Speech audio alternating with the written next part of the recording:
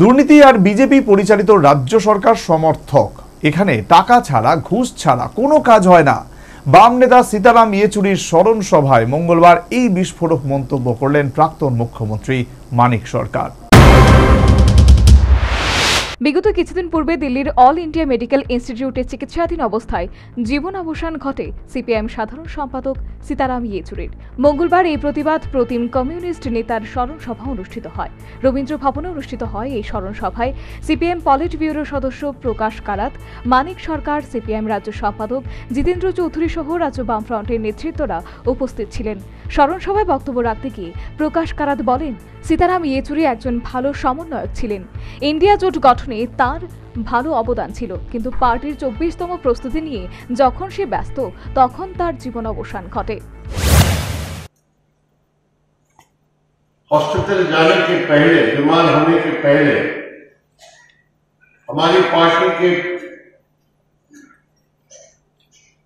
24वीं party Congress की तैयारी में जुट गए थे और हमारी पार्टी के लीडरशिप में, पार्टी केंद्र में उन्होंने ये बहस शुरू कर दी थी कि किस तरह हमें पार्टी को एक तरफ भारतीय जनता पार्टी और आरएसएस के खतरे के खिलाफ हमारी जो व्यापक लड़ाई है उसको कैसे चलाए, और दूसरी तरफ मार्क्सवादी कम्युनिस्ट पार्टी और वामपंथ को कैसे मजबूत किया जाए।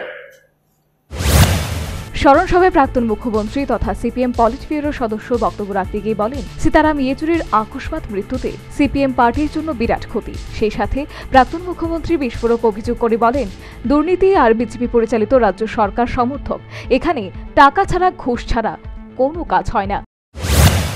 দুর্নীতি এবং বিজেপি সরকার ত্রিপুরা সমর্থক হয়ে গেছে।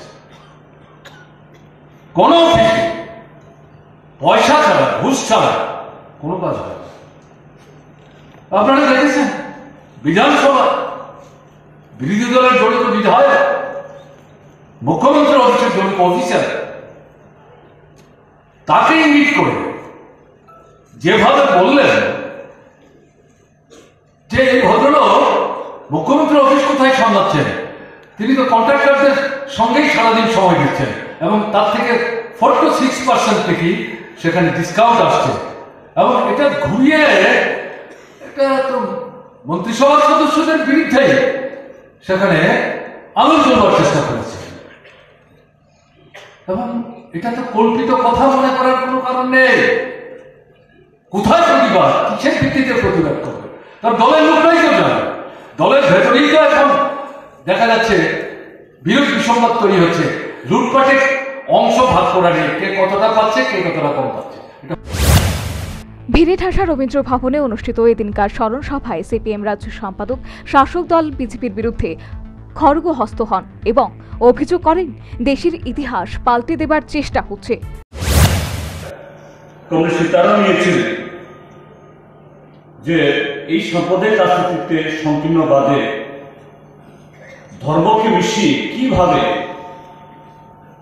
আমাদের দেশের যে স্বাধীনতার মূল স্বপ্ন যুক্তরাষ্ট্রের কাঠামো বা বহুত্ববাদ, এটাকে ধ্বংস করা, এর বিরুদ্ধে এত সুন্দর, এত সাবলীলভাবে এটা ব্যাখ্যা করা, কাউকে আঘাত না করে, আজকে দেশের শাসক দল তারা মাইথোলজি অর্থাৎ ধর্মগ্রন্থ, এটা বিশ্বাসের ব্যাপার, যুক্তির ব্যাপার নেই সেখানে।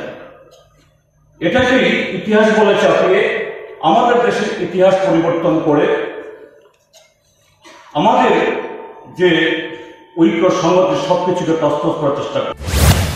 রাজ্য সিপিএম আয়োজিত এদিনকার স্মরণ সভায় সিপিএম ছাড়াও বামফ্রন্টের শরিক দলের নেতারাও বক্তব্য রাখেন এবং সীতারাম ইয়েচুরির রাজনৈতিক প্রাজ্ঞতা, বিভিন্ন সিদ্ধান্তের বাস্তব প্রয়োগ নিয়ে বিস্তৃত আলোচনা রাখেন। Bureau report, news Bengal.